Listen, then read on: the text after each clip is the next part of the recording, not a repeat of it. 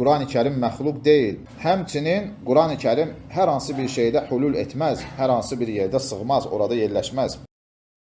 Allah Cəllə və Alənin yeganə möcüzəsidir ki, o bütün bəşəriyyətə, bütün insanlara və cinlərə bu Quran-ı Kərim vasitəsilə meydan oxumuşdur. O özü özlüyündə bütün məxluqatı aciz buraxan bir kitabdır.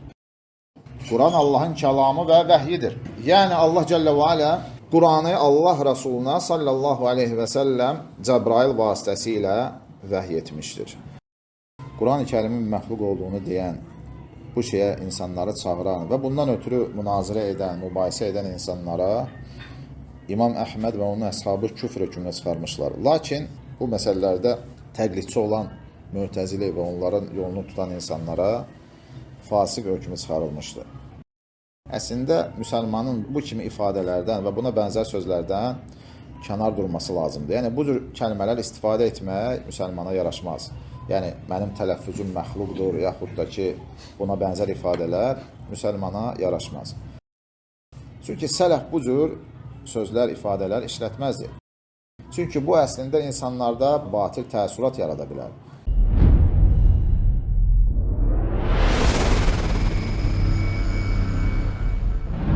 Bismillahirrahmanirrahim. Elhamdülillahi Rabbil alemin. Vel-aqibatu lil-muttaqin. Ve la udvana illa alel-zalimin. Ve sallallahu ve sellem ala nebiyyina Muhammed ve ala alihi ve sahbihi ve men tebi'ahum bi ihsanin ila yevmiddin. Amma ba'd. Abdülbaqil Məvahibinin Əl-Ayn vəl-Əsər adlı mətnini oxumağa davam edirik. Və müəllif Allah Cəllə və Alənin kəlam sifəti barədə danışarkən Quran-ı Kərimin Allah Cəllə və Alənin kəlamı olduğunu vurğulayır. Əl-Qur'anu kəlamullahi və vahyuhu və tənziluhu. Quran Allah Cəllə və Alənin kəlamıdır. Onun vəhyi və nazil etdiyi kəlamıdır. Mu'cizun bi nəfsihi li cəmi'il xalq. O bütün məxluqatı aciz buraxan bir kəlamdır. Qeyru məxluqin və la halin fi şey. O məxluq deyil və heç bir şeydə sığan bir şey də deyil. Yəni heç bir şeydə yerləşmir. Və la məqdurin alə ba'd ayətin min. Həmçinin onun bəzi ayətlərini heç kəs gətirmək gücündə deyil. Fəmən qaləl Qur'anu məxluqun əv muhdəsun əv hadisun əv vəqəfə fihi şəkkən əv iddəə qudrətə əhədin alə mislihi kəfər. Sonra buyurur ki, kim desə ki, Allahın kəlamı olan Quran-ı Kərim məxluqdur və ya muhdəsdir və ya hədisdir, yəni sonradan peyda olan bir şeydir və yaxud bu məsələdə şübhə edərək dayanarsa və yaxud da hər hansı bir insanın onun mislində, ona bənzər bir şeyi gətirmək iqtidarında olduğunu etiqad edərsə və yaxud iddia edərsə, kafir olar. Və müəllif Allah Cəllə və Alənin kəlamı olan Quran-ı Kərim barəsində danışır və ilk olaraq buyurur ki, Əl-Qur'anu kəlamullahi və vahyuh. Quran Allahın kəlamı və vəhyidir. Yəni Allah Cəllə və Alə Quranı Allah Rasuluna sallallahu aleyhi və səlləm Cəbrail vasitəsilə vəhy etmişdir. Və tənziluhu. Allahın nazil etdiyi bir şeydir. Yəni Allah Cəllə və Alə Quran-ı Kərimi Peyğəmbərimizin sallallahu aleyhi və səlləm qəlbinə nazil etmişdir. Yəni bu Quran-ı Kərim Allah Rasulunun qəlbinə nazil edilmişdir. Və sonra buyurur ki, mu'cizun bi nəfsihi la bi qayrih. O özü özlüyündə bütün məxluqatı aciz buraxan bir kitabdır.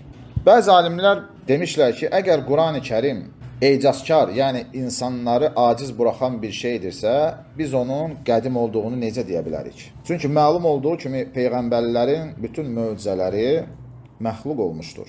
Bütün Peyğəmbərlərin möcüzələri məxluq olmuşdur. Misal üçün, Musa aleyhissalamın əsası, həmçinin onun ağarmış əli, İsa Peyğəmbərin ölüləri diriltməsi və Peyğəmbərlərin digər möcüzələri hamısı məxluqdur. Və Nəcmuddin Ət-Tufi rahimehullah Teala bu məsələyə cavab verərək buyurur ki, Allah Cəllə və Alə Peyğəmbərlərə möcüzələr bəxş etdikdə, həmin möcüzələr vasitəsilə bütün insanlara və cinlərə meydan oxumamışdır. Yəni, bu möcüzələr hər bir insan üçün, bütün bəşəriyyət üçün gəlməmişdir. Bəzi qövmlər üçün göndərilmiş möcüzələr idi. Lakin Quran-ı Kərim bütün bu möcüzələrdən istisna edilmişdir. Çünki Quran-ı Kərim Allah Cəllə və Alənin yeganə möcüzəsidir ki, o bütün bəşəriyyətə, bütün insanlara və cinlərə bu Quran-ı Kərim vasitəsilə meydan oxumuşdur. Və bu da Allah Cəllə və Alənin kitabı olan Quran-ı Kərimin qədim və əzəli olduğuna dəlalət edir. Çünki Quran-ı Kərimin möcüzəsi baqidir, yəni davamlıdır, onun sonu yoxdur. Digər bütün möcüzələr isə fanidir və yalnız onun zikri, yəni onun barəsində məlumatlar qalmışdır. Yəni biz misal üçün İsa Peyğəmbərin möcüzəsi barəsində danışdığımız zaman artıq bu möcüzə mövcud deyil. Nə vaxtsa olub və sona çatıb, başa çatıb. Və yaxud da ki, Musa əleyhissalamın möcüzəsi, Salih Peyğəmbərin möcüzəsi və digər bütün Peyğəmbərlərin möcüzələri olub və başa çatıb. Lakin Quran-ı Kərimin möcüzəsi baqidir. Bu möcüzənin əzəli və əbədi olduğuna dəlalət edir. Müəllif rahiməhullah buyurur ki, qeyru məxluq, Quran-ı Kərim məxluq deyil və bu da mötəzilləri rəddiyədir. Çünki mötəzillər Quran-ı Kərimin məxluq olduğunu iddia etmişlər. Və la hallin fi şey, həmçinin Quran-ı Kərim hər hansı bir şeydə hulul etməz, hər hansı bir yerdə sığmaz, orada yerləşməz. Və biz bu məsələ barəsində keçən dərsimizdə danışdıq və bəyan etdik ki, Allah Cəllə və Alənin nazil etdiyi Quran Allahın qədim kəlam sifətidir. Bəzilər sual verə bilərlər. Əgər bu Allahın qədim kəlam sifətidirsə, elə isə Allah Cəllə və Alə onu insanların kökslərinə və səhifələrə necə nazil etmişdir? Bizim alimlər buyururlar ki, Allah Cəllə və Alənin Quranı nazil etməsi əslində Quranın kökslərdə və səhifələrdə zuhur etməsidir, intiqal etməsi deyil. Yəni Allah Cəllə və Alənin kəlam sifəti insanların kökslərinə keçməmişdir, səhifələrə keçməmişdir. O sadəcə bizim kökslərimizə və səhifələrə zuhur etməsidir. Və zuhur etməni də necə açıqlayır bizim alimlər? Yəni, misal üçün, günəş şüasını misal göstərirlər. Günəş çıxdıqda hər bir yerə nur saçır və istiliyini və şüası ilə bütün yer üzünə yayır. Lakin bu demək deyil ki, günəşin şüası günəşdən ayrılır. Günəşin şüası sadəcə bütün məxluqata zuhur edir. Yəni, bunu bir misal olaraq bizim alimlərimiz qeyd edirlər.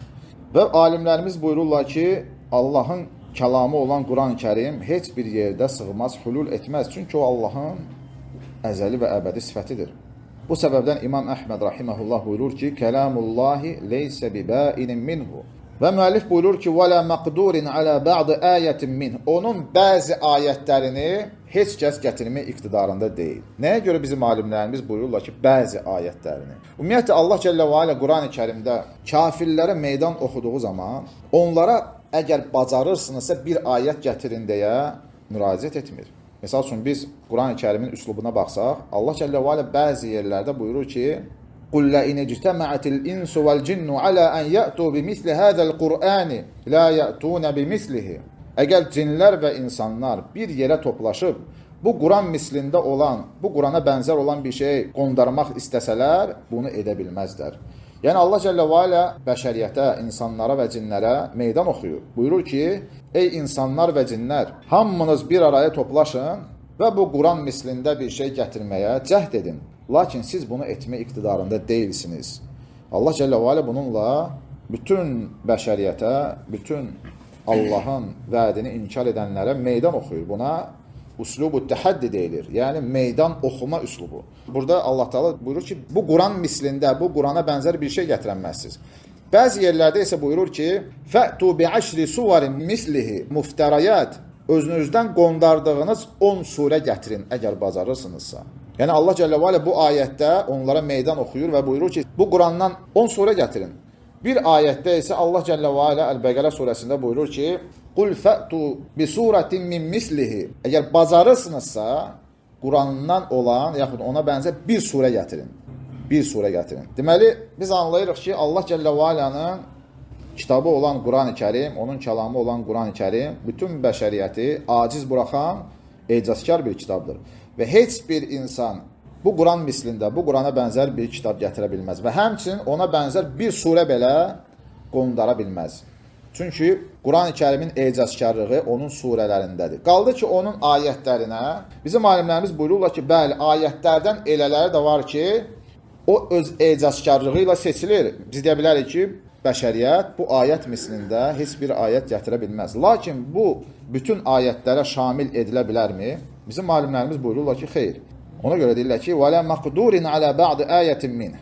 Yəni, ecazkarlığı ilə seçilən ayətlərdən heç birini gətirə bilməz. Misal üçün bizim alimlərimizdən İmam Mardavi rahimehullahu teala Ət-Təhbir Şərhut Təhrir kitabında buyurur ki: "Vallahiru ennehu arada ma fihi'l i'caz." Yəni bu barədə danışan alimlərimiz buyururlar ki, ayətlər deyildikdə, yəni ecazkar, yəni möcüzə olan, bəşəriyyəti aciz buraxan ayətlər qəsd olunur. Və illə fələ yəqulu fi misli qavlihi teala. Halbuki misal üçün Allah Cəllə və Alə Əl-Müddəssir surəsində ayətdə buyurur ki: "Thumma nazar." Sonra baxdı. Sonra baxdı ayəti ecazkarlığı ilə seçilən ayətlərdən deyil. Sonra baxdı sözünü istənilən bir insan özündən qondara bilər. Yəni belə bir söz gətirə bilər. Bu səbəbdən alimlərimiz buyururlar ki, ecazkarlığı olan ayətləri də bəli, bəşər, istər insan olsun, istər cin olsun, gətirmək iqtidarında deyil. Lakin bu, bütün ayətlərə şamil olunmur. Və bu səbəbdən alimlərimiz öz kitablarında, xüsusən etiqad kitablarında buyururlar ki, onun bəzi ayətlərini heç kəs gətirmək, yaxud ixtira etmək iqtidarında deyil. Nəyə görə? Çünki o ayətlər də Allah Cəllə və Alənin möcüzələrindən sayılır. Və sonra müəllif rahimehullah Quranın məxluq olduğunu iddia edən insanların hökmü barədə danışır. Buyurur ki: "Fəmən qalal Qur'anu məxluqun əv muhdasun əv hadisun əv el-Qur'anu bi lafzi əv lafzi bil Qur'ani məxluq əv muhdasun əv hadisun əv vaqafa fihi şakkan əv idda'a qudrat ahadin ala mislihi kafar." Kim desə ki, Quran məxluqdur, yaxud muhdasdır və yaxud da hadisdir. Muhdas və hadis hər ikisi sonradan peyda olan bir şey deyilir. Lakin muhdasla hadis arasında fərq ondan ibarətdir ki, muhdas, yəni Allah Cəllə və Alənin öz zatından xaric bir şeyi yaratmasıdır. Hadis isə Allah Cəllə və Alənin onu öz zatında ortaya gətirməsidir. Buna hadis deyirlər. Yəni zatında bir yeniliyin baş verməsidir. Və müəllif buyurur ki, kim bu sözləri deyərsə və yaxud mənim tələffüz etdiyim Quranın məxluqdur sözünü və yaxud da sonradan peyda olan bir şeydir deyərsə və yaxud da ki, bu məsələlərdə şübhə edərək dayanarsa və yaxud da hər hansı bir insanın buna bənzər, yəni Quran-ı Kərimə bənzər bir şeyi gətirmə iqtidarında olduğunu iddia edərsə, kafir olar. Və ilk olaraq müəllif buyurur ki, Quranın məxluq, muhdas yaxud hadis olduğunu deyən kafir olur. Və burada bu sözü deyənlərin küfrünə hökm verir. Ümumiyyətlə bizim alimlərimiz Quranın məxluq olduğunu və yaxud da sonradan peyda olduğunu iddia edən insanların küfrünə hökm verdikləri zaman hansı əsasa dayanaraq bunu demişlər? Yəni, bu etiqada mənsub olan insanın nəyə görə kafir olacağını iddia etmişlər. Bunun ən başlıca səbəbi, yəni nəyə görə məsələn Quranın məxluq olduğunu deyən insan kafir olur? Çünki bununla insan, yəni Quranın məxluq olduğunu iddia edən insan Allah Cəllə və Alənin kəlam sifətini inkar etmiş olur. Yəni, əgər bir insan desə ki, Quran məxluqdur, bununla o insan Allah Cəllə və Alənin kəlam sifətini inkar etmiş olur. Yəni, həmbəllərə görə məsələ bu şəkildə qoyulur. Bu səbəbdən bizim alimlərimiz mushaflarda olan Quran ilə Allah Cəllə və Alənin kəlam sifəti arasında heç bir fərq qoymurlar. Məsələn, oxuduğumuz Quran Allah Cəllə və Alənin kəlamıdır. Bu yöndən alimlərimiz heç bir fərq qoymadıqlarına görə bu sözü deyən insanın küfrə düşəcəyini deyirlər. Lakin bəzi əhl-i sünnət alimləri və yaxud əhl-i sünnət mənsubları mushaflarda olan kəlamın Allah Cəllə və Alənin nəfsi kəlamının bir ibarəsi olduğunu demişlər. Və bizim alimlərimizin bu sözü deyən barədə qeyd etdikləri və yaxud çıxartdıqları hökm bu qisim alimlərə aid edilmir. Yəni, alimlərimizin bu sözləri deyən insanın küfrə düşəcəyini demələri sırf olaraq o insanların kəlam sifətini inkar etmələrindən dolayıdır. Halbuki bu sözü deyən, misal üçün, əşarilərdir, həmçinin maturidilərdir, onlar Allah Cəllə və Alənin kəlam sifətini inkar etməmişlər və onlar barəsində bizim alimlərin xüsusi sözləri var. Misal üçün, İbn Sufyan Əl-Qaddumi rahiməhullah buyurur ki, uca Allahın kəlamının onun zatında qaim olan, oxuduğumuz, yazdığımız və hifz etdiyimiz ibarələrlə ifadə olunan qədim məna olduğunu deyən şəxsin sözündə heç bir küfr yoxdur. Və bu sözü deyənlər kimdir? Bu sözü deyənlər Əş'ari və Maturidi alimlərdir. Yəni buyurur ki, Allahın kəlamının onun zatında qaim olan, çünki Əş'arilər və Maturidilər kəlam sifətinin Allahın zatında qaim olduğunu deyirlər. Buyurur ki, uca Allahın kəlamının onun zatında qaim olan, oxuduğumuz, yazdığımız və hifz etdiyimiz ibarələrlə ifadə olunan qədim məna olduğunu deyən şəxsin sözündə heç bir küfr yoxdur. Buyurur ki, çünki beləsi Allahın zatında qaim olan kəlamın qədim olduğunu etiqad edir. Yəni, Əş'arilər və Maturidilər Allah Cəllə və Alənin zatında qaim olan kəlamın qədim kəlam olduğunu etiqad edirlər. Mötəzillər isə bunu inkar etmişlər. və buyurmuşlar ki, Allahın kəlamı məxluqdur. Yəni Allah Cəllə və Alə qədim və əzəli kəlamla vəsf olunmur. Məhz bu insanlar bizim alimlər qatında küfrə düşmüşlər. İbn Sufyan Əl-Qaddumi rahimehullah buyurur ki, çünki beləsi Allahın zatında qaim olan kəlamın qədim olduğunu etiqad edir. Halbuki bu təfsilat sələf imamları qatında bilinmir. Yəni bizim alimlərimizin bu məsələyə baxışı belə olmuşdur. Onlar demişlər ki, bu şəkildə deyən insanın sözü onu fasiqə çevirməyəcək bir bidətdir. Onu fasiqə çevirməyəcək bir bidət. Yəni bizim alimlərimiz bu görüşü qəbul etməmişlər. Quran-ı Kərimin, bizim oxuduğumuz Quran-ı Kərimin Allah Cəllə və Alənin qədim kəlamının ibarəsi olduğunu qəbul etməmişlər. Və demişlər ki, bu kəlam əslində bidətdir, lakin bu bidət insanı fasiqə çevirməz. Halbuki, bu təfsilat sələf imamları qatında bilinmir. Onlarda məşhur olan Quranın Allahın kəlamı olması və məxluq olmamasıdır.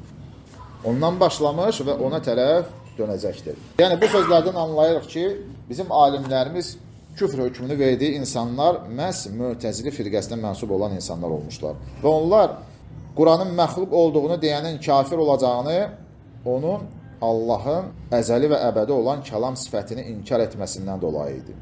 Məsəl üçün, bu barədə qədim alimlərdən biri İmam Əs-Siczi, rahiməhullah, bu məsələyə izah gətirərək buyurur ki, Allahın kəlamı olan Quranın məxluq olduğunu deyən insanların kafir olma səbəbi onların kəlam sifətini inkar etmələri olmuşdur. Yəni, alimlərimiz bu məsələni sırf olaraq kəlam sifətini inkar etməyə bağlamışlar. Həmçinin mənim tələffüzüm məxluqdur sözü alimlərimiz tərəfindən küfr qəbul edilmiş, lakin küfr dediyimiz zaman burada qəsd olunan nədir? Təbii ki, bizim tələffüz etdiyimiz, yəni bizim məxrəclərdən çıxan səslər şübhə yoxdur ki, məxluqdur. Lakin bu məsələdə bəzi insanlar öz etiqadını gizlətdiyi və yaxud da ki, bu məsələdə dayandıqlarından ötürü alimlərimiz o insanları da Cəhmiyyə firqəsinə aid etmişlər. Yəni, Mü'təzili firqəsi və həmçinin Cəhmiyyə firqəsinə aid etmişlər. Məsələn, İmam Səfərini rahiməhullahu teala bu məsələyə izah gətirərək buyurur ki, və muradul İmam Əhməd və əshabihi ən yuhmə himəl Qur'an. İmam Əhmədin, həmçinin onun əshabının bu barədə dediyi sözlər Quran-ı Kərimin hədlərini, Quran-ı Kərimin hörmətini qorumaq üçün olmuşdur. Fələ tətəsəlləqu iləyhil əlsinə, xüsusən əlsinətul mübtədiə. Və bunu demələri ilə onlar o çirkin dillərin Quran-ı Kərimə uzanmasının qarşısını almaq üçün bunu demişlər. Bəzən isə bəzi insanlar Quran-ı Kərimin məxluq olduğunu ispat etmək üçün bu yolla öz batillərini ispat etməyə çalışırdılar. Və bu səbəbdən də alimlərimiz bunun qarşısını almaq üçün bu sözü deyənin də küfrə düşəcəyini demişlər. Sonra İmam Səfərini rahiməhullah buyurur ki, Ənə əlfəzəl ibadi ki əsvatihim və sairi məhum minhum məxluqun bilə şək. Halbuki, insanların ləfsləri, yəni sözləri və onlardan çıxan səslər heç şübhəsiz ki, məxluqdur. Yəni, bunu zaten heç kəs inkar edə bilməz.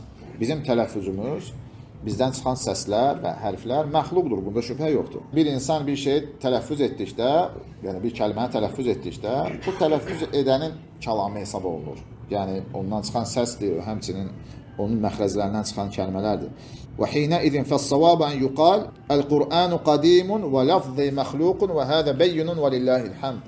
Yəni, doğru olan odur ki, Quran-ı Kərim qədimdir, bizim tələffüzümüz isə məxluqdur və bu da açıq-aydın bir məsələdir. Sonra müəllif rahimehullahu teala təqlidçinin hökmünü bəyan edərək buyurur ki, وَمَنْ قَالَ لَفْظِ بِالْقُرْآنِ مَخْلُوقٌ أَوْ الْقُرْآنُ بِلَفْظِ مَخْلُوقٌ فَإِنْ كَانَ يَدْعُو إِلَيْهِ وَيُنَاظِرُ عَلَيْهِ فَهُوَ مَحْكُومٌ بِكُفْرِهِ. Deməli, bu ibarələri, bu ifadələri deyən insanlar barəsində bizim alimlərimizin qeyd etdiyi hökm odur ki, Quran-ı Kərimin məxluq olduğunu deyən, bu şeyə insanları çağıran və bundan ötürü münazirə edən, mübahisə edən insanlara İmam Əhməd və onun əshabı küfr hökmünə çıxarmışlar. Lakin bu məsələlərdə təqlidçi olan Mü'təzili və onların yolunu tutan insanlara fasıq hökmü çıxarılmışdır. Və sonra müəllif rahiməhullah buyurur ki, فَالْوَاجِبُ الْكَفُّ عَنْ هَذِهِ الْإِبَارَاتِ وَشِبِهِهَا. Əslində, müsəlmanın bu kimi ifadələrdən və buna bənzər sözlərdən kənar durması lazımdır. Yəni, bu cür kəlmələr istifadə etmək müsəlmana yaraşmaz. Yəni, mənim tələffüzüm məxluqdur, yaxud da ki, buna bənzər ifadələr müsəlmana yaraşmaz. Çünki buyurur ki, لِكَفِّ السَّلَفِ عَنْهَا. Çünki sələf bu cür sözlər, ifadələr işlətməzdir. لِمَا فِيهَ مِنَ الْإِيهَامِ. Çünki bu əslində insanlarda batil təəssürat yarada bilər. İnşallah ki, növbəti dərsdə digər bir mövzuya toxunacaq. Allah Cəllə və Alə bizi eşidib fayda götürən qullarından etsin. Və əxiru dəvana enilhamdülillahi rabbil alemin.